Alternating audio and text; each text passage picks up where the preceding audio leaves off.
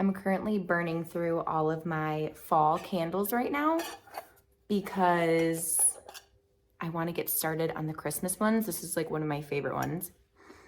Tree Farm. Literally anything that smells like an evergreen tree, I'm here for it. You guys already know the drill at this point. I feel like when I film, it is either Sunday night and I am freshly showered, or it is like some sort of nighttime situation and our son is asleep and I have some time to film. I did just get out of the shower and like put on my face cream and everything. You can see my skin is pretty red. But you know what? It's winter. That's how it is out here in the Chicagoland area this time of year. Anyways, if you're new here, my name is Heather, and as you can take a quick peek behind me, I love to read mysteries and thrillers, but I will read just about anything.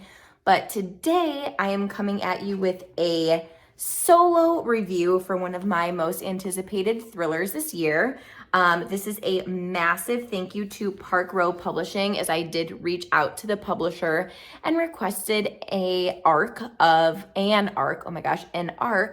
or advanced reader's copy of Secluded Cabin Sleeps 6 by Lisa Unger. I've read one other book by this author before, and that was Confessions on the 745, I believe. I do have an entire dedicated review for that book as well, which I will link somewhere up here for you. But I actually really enjoyed that book. So when I saw that Lisa was coming out with a new one, I was just really intrigued and was like, you know what? I'm going to see if I can get my hands on an ARC for this. So this actually just came out November 8th. I want to say it was November 8th.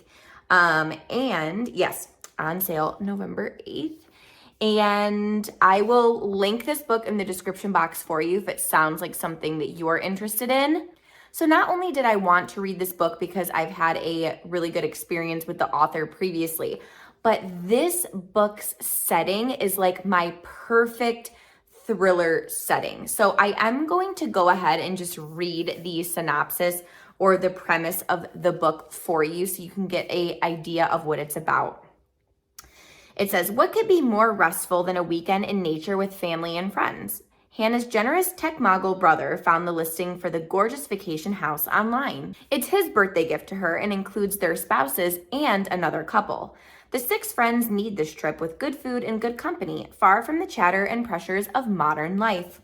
But the dreamy weekend is about to turn into a nightmare. A deadly storm is brewing. The rental host seems just a little too present. The personal chef reveals that their beautiful house has a spine-tingling history. And the friends have their own complicated past, with secrets that run blood deep.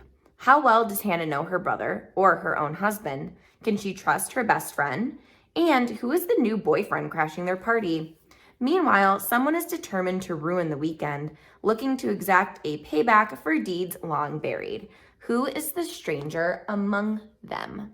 So I absolutely love a secluded setting, like specifically exactly how this book is like marketing itself. Like it's a cabin, it's secluded, we're in the woods, life is great. And then I also love thrillers where we don't have a like massive amount of characters, and as a reader we're able to like sit and be introduced to the characters slowly, but then also kind of like be predicting who we think is like the mastermind behind everything. And like I said, that's exactly how this book is, and it's exactly how this book markets itself. It's like, okay, it's the 3 couples, they're in a secluded cabin, but then it mentions like there's a personal chef and some other people around the cabin that like make an appearance and just kind of seem a little bit shady. So I would say this book is roughly 400 pages, okay? So I would say I think it takes like about anywhere from 80 to page 100 where like everybody finally gets to the cabin. So there's quite a bit of character development, character building in the beginning of the story. But I was actually just like super intrigued. Like even though it takes us a little bit for everybody to like get to the cabin and for stuff to like really kick off. I was really hooked like from the beginning of the story. I will say, as I continued to read it, and especially like when I got towards the ending, it felt similar to another thriller that I've read. I want to actually say two, just like the route that it ended up going. But in terms of my rating scale, I would give this book an enjoyable read.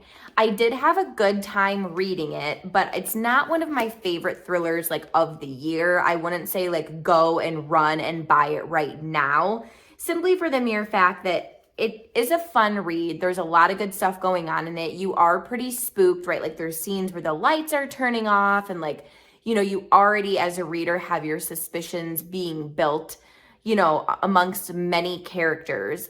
But I don't like absolutely love the route that the book went down. And I will say, if I hadn't read other thrillers that ended up having a similar ending, I might have really enjoyed this. But because I've read quite a few where it definitely does feel like this has been done before, you know, a little bit, then for me, it wasn't as exciting as I think it could have been had this been the first time that like I had been introduced to this kind of idea. Anyways, I am going to go ahead and get into the spoiler section of the video for those of us who have read. So if you're new here, I would love if you could hit that subscribe button and that post notification bell so you're notified every time I post a new bookish related video. All right, guys, so I actually didn't take notes at all when I was reading this book, which is very, very unlike me. I think, you know, I don't know. I was just enjoying my time reading it. And yeah, I don't really know why I wasn't taking notes, but I don't have any like specific plot points that I wanted to really discuss like I feel like I typically do. What I was talking about in the non-spoiler section that I feel like has kind of been there, done that, was the whole like DNA sperm donor thing and like, you know, being related and siblings and stuff. I don't want to say the names of the thrillers I'm thinking of because, you know, it kind of gives it away then how, you know, those thrillers end up turning out as well. But this is definitely not the first thriller that I've read that goes down that route. I will say a part that I was really intrigued with, I think like the point of view that I really liked the most was Henry's. I feel like the entire book, I was really trying to figure out like, who is Henry now? Like out of the 6 people, you know, who is he? So it didn't end up being that way. So that was kind of nice because I was predicting that he was going to be one of like our 6 main characters. I felt like Mako obviously was just like a really awful character, and I didn't like enjoy reading about him. I felt like Hannah was okay. I mean, I think, you know, she was a pretty good like protagonist. Cricket, I don't know, just bugged me. But yeah, oh, Bracken, how would you guys say that? Bracken.